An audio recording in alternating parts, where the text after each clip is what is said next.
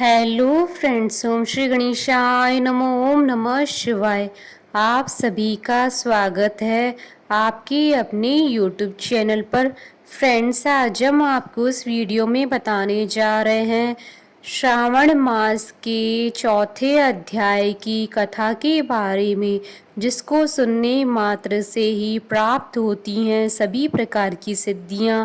Friends, video शुरू करने से पहले आपसे रिक्वेस्ट है, अगर आप हमारे चैनल पर नए हैं और आपने अभी तक चैनल को सब्सक्राइब नहीं किया है तो प्लीज़ सब्सक्राइब कीजिएगा चैनल को, साथ ही प्रेस कीजिएगा बेल आइकन को, जिससे नए वीडियो से रिलेटेड नोटिफिकेशन आपको तुरंत प्राप्त हो सके।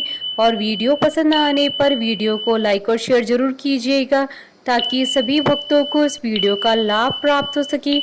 और कमेंट बॉक्स में ओम नमः शिवाय जरूर लिखिएगा। सभी प्रकार के विघ्नों का नाश करने वाले तथा सारी सृष्टि का पालन करने वाले श्री गणेश जी तथा ज्ञान की दाता देवी श्री सरस्वती जी तथा सब पुराणों के कर्ता श्री व्यास जी तथा श्री गुरुदेव जी के चरण कमलों में नमस्कार करके भगवान की श्रद्धा और भक्ति रस में डूबे हुए श्रावण मास महात्म्य की कथा कहती हूँ। धारणा, पारणा, मासोपवास व्रत और रुद्र व्रती व्रत वर्णन में सुगंधा का आख्यान। ईश्वर बोले, हे सनत कुमार, अब मैं धारण पारण व्रत का वर्णन करूंगा। प्रतिपदा के दिन से आरंभ करके सर्वप्रथम पुण्यावाचन करना चाहिए। इसके बाद मेरी प्रसन्नता के लिए धारण पारण व्रत का संकल्प करना चाहिए। एक दिन धारण व्रत करें तो दूसरे दिन पारण व्रत करें। धारण में उपवास तथा पारण में भोजन होता है। श्रावण मास के समाप्त होने पर सबसे पहले पुण्यावाचन करना चाहिए। इसके बाद हे मानद आचार्य तथा अन्य ब्राह्मणों का वरण करना चाहिए। तत्पश्चात पार्वती तथा शिव की स्वर्ण निर्मित प्रतिमा को जल से भरे हुए कुंभ पर स्थापित कर रात में भक्ति पूर्वक पूजन करना चाहिए तथा पुराण श्रवण आदि के साथ रात भर जागरण करना चाहिए। प्रातः काल अग्नि स्थापना करके विधि पूर्वक होम करना चाहिए। त्र्यंबक इस मंत्र से तिल मिश्रित भात की आहुति डालनी चाहिए। उसी प्रकार शिव गायत्री मंत्र से घृत मिश्रित भात की आहुति डालें और पुनः षडाक्षर मंत्र से खीर की आहुति प्रदान करें। तदंतर पूर्ण आहुति देकर होम शेष का समापन करना चाहिए। इसके बाद में ब्राह्मणों को भोजन कराना चाहिए तथा साथ ही आचार्य की पूजा करनी चाहिए। हे महाभाग, इस प्रकार से उद्यापन संपन्न करके मनुष्य ब्रह्म हत्या आदि पातकों से मुक्त हो जाता है। इसमें कोई संदेह नहीं आता है। इस महाव्रत को अवश्य करना चाहिए। हे मुने, अब श्रावण में मास उपवास की विधि को आदर पूर्वक सुनिए। प्रतिपदा के दिन प्रातः काल इस व्रत का संकल्प करें। स्त्री हो या पुरुष, मन तथा इंद्रियों को नियंत्रित करके इस व्रत को करें। अमावस्या तिथि को लोक का कल्याण करने वाले वृषध्वज शंकर की अर्चना और पूजा षोडश उपचारों से करें। तदंतर अपनी सामर्थ्य के अनुसार वस्त्र तथा अलंकार आदि से ब्राह्मणों का पूजन करें, उन्हें भोजन कराएं तथा प्रणाम करके विदा करें। इस प्रकार किया गया मास उपवास व्रत मेरी प्रसन्नता कराने वाला होता है। हे सनत कुमार, मनुष्यों को सभी सिद्धियां प्रदान करने वाले लक्ष्य संख्या परिमित रुद्र व्रती व्रत के विधान को सावधान होकर सुनिए। अत्यंत आदर पूर्वक कपास के 11 तंतुओं से बत्ती बनानी चाहिए। वे रुद्रव्रती नामावली बत्तियां मुझे प्रसन्न करने वाली है। मैं श्रावण मास में भक्ति पूर्वक डिवोन के देव गौरीपति महादेव का इन 1 लक्ष्य संख्या वाली बत्तियों से निराजन करूंगा।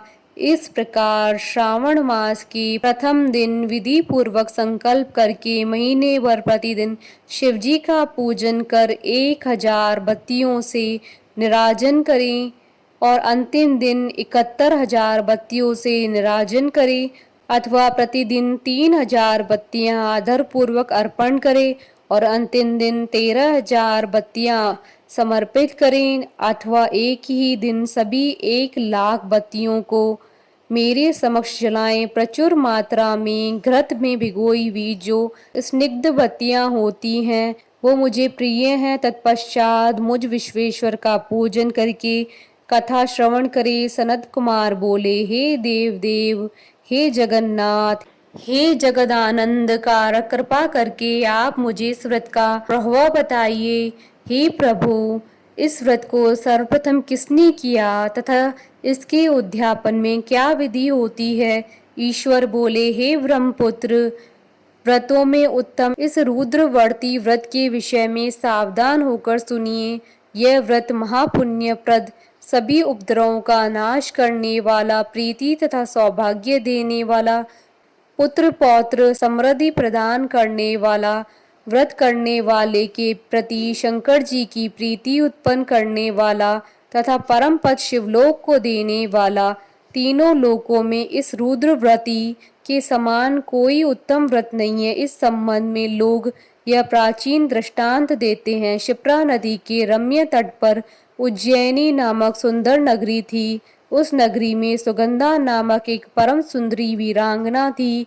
उसने अपने साथ संसर्ग के लिए अत्यंत दुस्सह शुल्क निश्चित किया था। 100 स्वर्ण मुद्रा देकर संसर्ग करने की शर्त रखी थी। उस सुगंधा ने युवकों तथा ब्राह्मणों को भ्रष्ट कर दिया था। उसने राजाओं तथा राजकुमारों को नग्न करके उनके आभूषण आदि लेकर उनका बहुत तिरस्कार किया था। इस प्रकार उस सुगंधा ने बहुत लोगों को लूटा था। उसके शरीर की सुगंध से ही कोस भर का स्थान सुगंधित रहता था। वह पृथ्वी तल पर रूप, लावण्य और कांति की मानो निवास स्थली थी। वह 6 रागों तथा 36 रागिनियों के गायन में तथा उनके अन्य बहुत से वेदों की भी गान क्रिया में अत्यंत कुशल थी। वह नृत्य में रंभा आदि देवांगनाओं को भी तिरस्कृत कर देती थी। वह अपने एक एक पग पर अपनी गति से हाथियों तथा हंसों का उपहास करती थी। किसी दिन वह सुगंधा कटाक्षों तथा भों चालन के द्वारा काम बाणों को छोड़ती हुई क्रीड़ा करने के विचार से शिप्रा नदी के तट पर गई। उसने ऋषियों के द्वारा सेवित मनोरम नदी को देखा। वहां कई विप्र ध्यान में लगे हुए थे तथा कई जप में लीन थे, कई शिवार्चन में रत थे तथा कई विष्णु के पूजन में तल्लीन थे। हे महामुने, उसने उन ऋषियों के बीच विराजमान मुनि वशिष्ठ को देखा। उनके दर्शन के प्रभाव से उसकी बुद्धि धर्म में प्रवृत्त हो गई। जीवन तथा विशेष रूप से विषयों से उसकी विरक्ति हो गई। वह अपना सिर झुकाकर बार बार मुनि को प्रणाम करके अपने पांव की निवृत्ति के लिए मुनि श्रेष्ठ वशिष्ठ जी से कहने लगी। सुगंधा बोली, हे अनाथनाथ, हे विप्रेंद्र, हे सर्व विद्या विशारद, हे योगीश, मैंने बहुत से पाप किए हैं। अतः हे प्रभु, उन समस्त पापों के नाश के लिए मुझे उपाय बताइए। ईश्वर बोले, हे सनत कुमार, उस सुगंधा के इस प्रकार कहने पर वह दीन वत्सल मुनि वशिष्ठ अपनी ज्ञान दृष्टि से उसके कर्मों को जानकर आदर पूर्वक कहने लगे। वशिष्ठ बोले, तुम सावधान होकर सुनो। जिस पुण्य से तुम्हारे पाप का पूर्ण रूप से नाश हो जाएगा, वह सब मैं तुमसे कह रहा हूँ। हे भद्रे, तीनों लोकों में विख्यात वाराणसी में जाओ। वहां जाकर तीनों लोकों में दुर्लभ महान पुण्य देने वाले तथा शिव की अत्यंत प्रीति कर रुद्र व्रती नामक व्रत को उस क्षेत्र में करो। हे भद्रे, इस व्रत को करके तुम परम गति को प्राप्त करोगी। ईश्वर बोले। तब उसने अपना धन लेकर सेवक तथा मित्र सहित काशी में जाकर वशिष्ठ के द्वारा बताए गए विधान के अनुसार व्रत किया। इस प्रकार उस व्रत के प्रभाव से वह सशरीर उस शिवलिंग में विलीन हो गई। हे सनत कुमार, इस प्रकार जो स्त्री इस परम दुर्लभ व्रत को करती है, वह जिस जिस अभीष्ट पदार्थ की इच्छा करती है, उसे निसंदेह प्राप्त करती है। हे सुव्रत, अब आप माणिक्य व्रतियों का महात्म्य सुनिए। हे विप्रेंद्र, उन माणिक्य व्रतियों के व्रत से स्त्री मेरे अर्ध आसन की अधिकारिणी हो जाती है और महाप्रलय अंत वह मेरे लिए प्रिय रहती है। अब मैं इस व्रत की संपूर्णता के लिए उद्यापन का विधान बताऊंगा। चांदी की बनी हुई नंदीश्वर की मूर्ति पर आसीन स्वर्ण में भगवान शिव की पार्वती सहित प्रतिमा को कलश पर स्थापित करना चाहिए और विधि के साथ पूजन करके रात्रि में जागरण करना चाहिए। इसके बाद प्रातःकाल नदी में निर्मल जल में विधि पूर्वक स्नान करके 11 ब्राह्मणों सहित आचार्य का वरण करना चाहिए। तत्पश्चात रुद्र सूक्त से अथवा गायत्री से अथवा मूल मंत्र से घृत खीर तथा बिलपत्रों का होम करना चाहिए।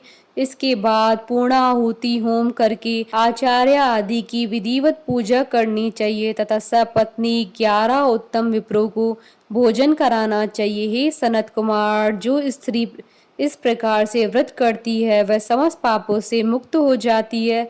तत्पश्चात विधान पूर्वक कथा सुनकर स्थापित की गई समस्त सामग्री ब्राह्मण को दे देनी चाहिए। इससे निश्चित रूप से 1000 अश्वमेघ यज्ञों का फल प्राप्त होता है।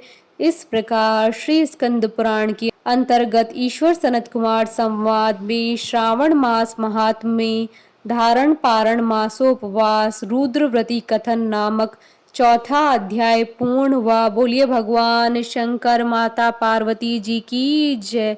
हमारे साथ इस वीडियो में अंत तक बने रहने के लिए आपका धन्यवाद। ओम श्री गणेशाय नमः। ओम नमः शिवाय।